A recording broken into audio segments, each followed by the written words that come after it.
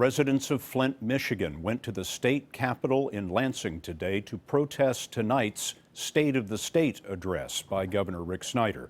They blame him for not cleaning up the lead that has poisoned the water in Flint, a city of 100,000 predominantly African American.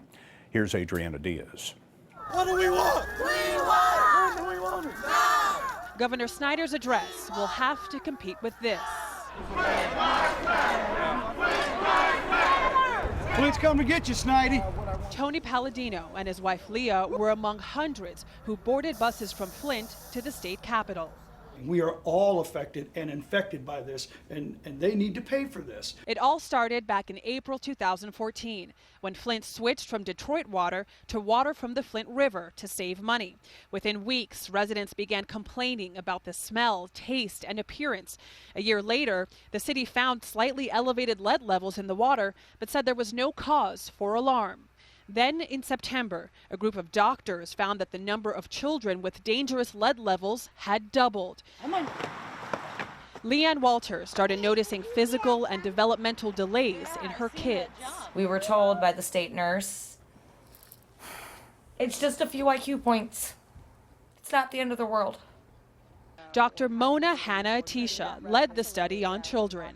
When you first saw the results of your study, Right. what went through your mind?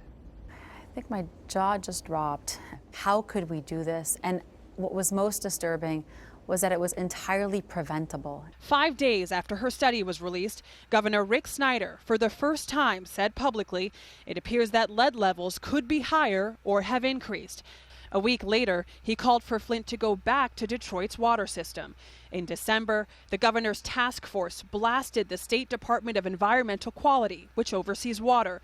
The task force said that complaints by Flint residents were met with aggressive dismissal, belittlement, and attempts to discredit the individuals involved.